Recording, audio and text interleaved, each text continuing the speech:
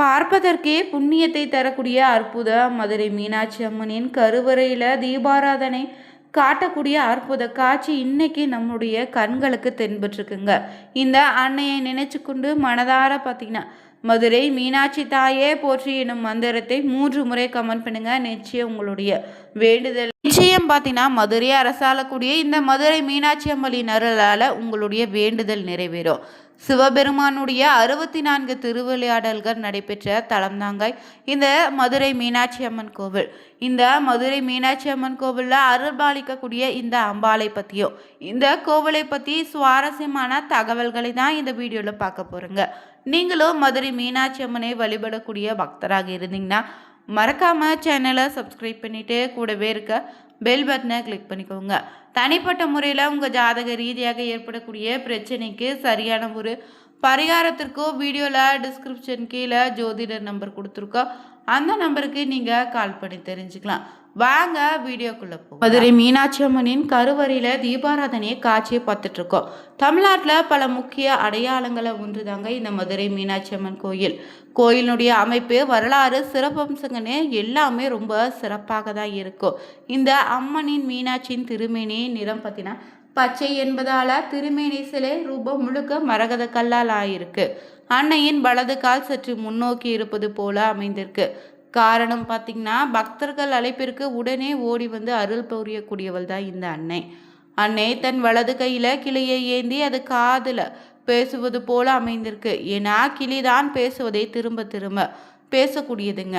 அதனால் பக்தரின் வேண்டுதலை திரும்ப திரும்ப அன்னையிடம் சொல்லி அவங்களுடைய மனக்குறையை விரைவாக நிறைவேற்றும் பொருட்டு கையில் கிளி வைத்துள்ளா இங்கு அன்னை. பொதுவாகவே சிவ ஆலயங்களில் சிவலிங்கம் சுயம்புவாக தோன்றியதாக புராண கதைகளில் நம்ம படித்திருப்போம். இந்த ஆலயத்தில் மீனாட்சி அம்மனின் திருவுருவம் சுயம்புங்க. அதாவது மதுரையை அரசாண்ட மீனாட்சி அம்மன் உக்கிரபாண்டியனுக்கு முடிசூடிய பின்னர் தான் சொக்கநாதருக்கு அருகில விக்கிரகமாக நின்று விட்டாளாம். மீனாட்சி அம்மன் யாகசாலை அக்னியிலிருந்து தோன்றி அவதரித்தவள்னே. இதன் காரணமாக அன்னைக்கு இங்கு தடாகை அங்கையர்கண்ணின்னு பெயரும் வந்திருக்கு. மேலும் பாண்டிய மகாராஜாவுக்கோ ராணி கஞ்சனமாலைக்கோ பிறந்த ஒரே மகள் தான் இந்த மதுரை மீனாட்சி அம்மன். அதனால பாண்டிய நாட்டின் அரசியாக திகழ்ந்திருக்கா.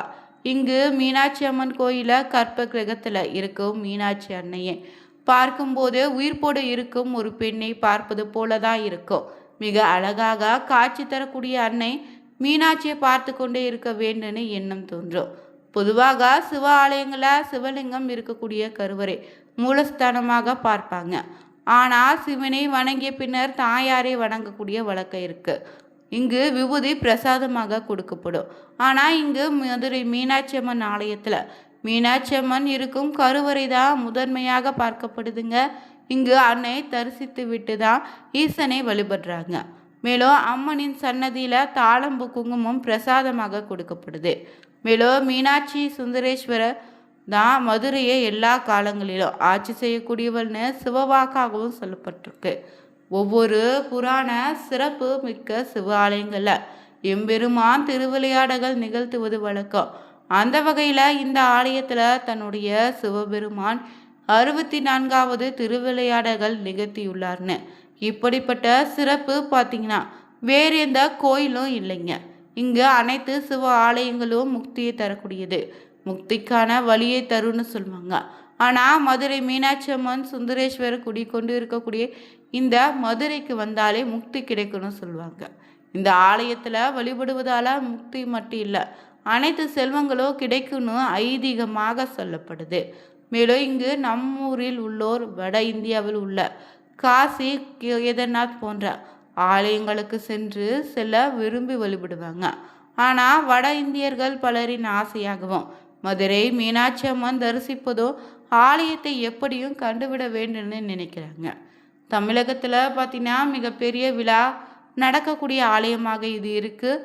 இந்த ஆலயம் சைவ வைணவ சமய ஒற்றுமையின் விளங்குவதாக சொல்லப்படுதுங்க. இங்கு ஒரு வழிபாட்டு ஆலயமாக இருக்கும் மீனாட்சி அம்மன் கோயிலில் உலக அதிசயம்னே கூறலாம். அவ்வளவு நேர்த்தியாக கட்டப்பட்டுள்ள கோயில், கலைநயமிக்க சிலைகள்னே அதன் பின்னணியில் இருக்கக்கூடிய புராண நிகழ்வுகள்னு சொல்லிக்கிட்டே போகலாங்க.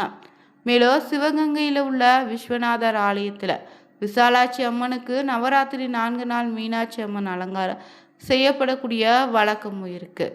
அது மட்டும் இல்லை, இங்கு அம்பாள் பார்த்திங்கன்னா மதுரை மீனாட்சி அம்மன் அங்கேயர்கண்ணி மீனாட்சி ஆலயத்தை தாமரை மலருக்கு இணையாக பரிபாடல்ல சொல்லப்பட்டிருக்கு. பொதுவாகவே பார்த்தீங்கன்னா பழனியில் முருகன் காலையில் ஆண்டிய கோலத்திலையும் மாலையில் ராஜ அலங்காரத்திலும் காட்சி தருவார்.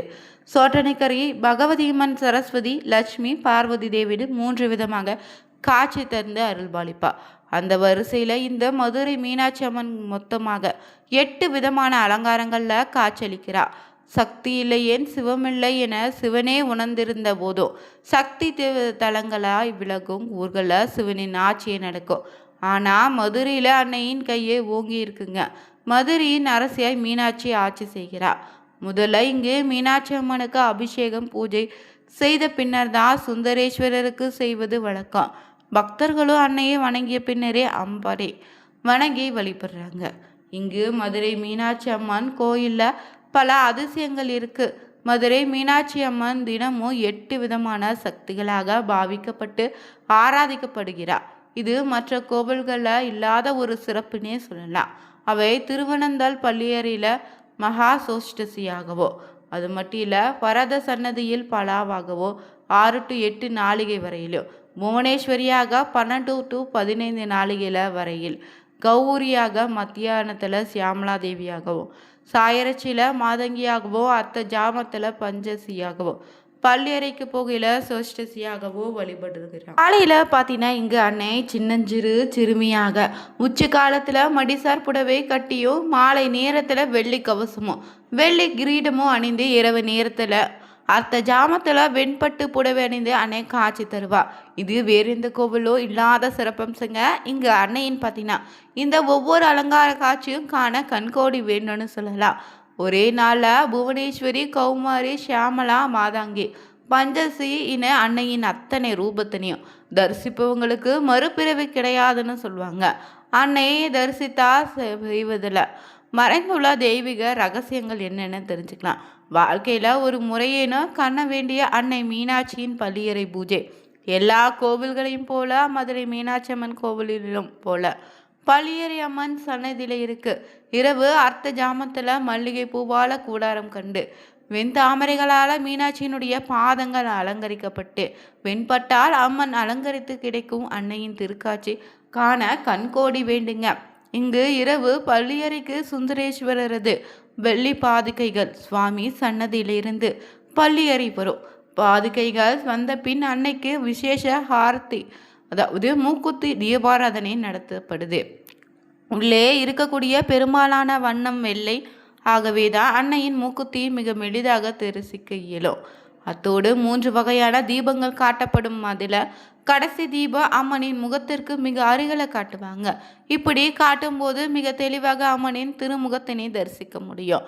3வது தீபாராதனைக்கு பிறகு அன்னையின் சன்னதியில் திரை போடப்படுங்க. அவ்வாறு திரையிட்ட பின்ன அன்னையின் மூக்குத்தி பின்புறம் தள்ளப்படுது.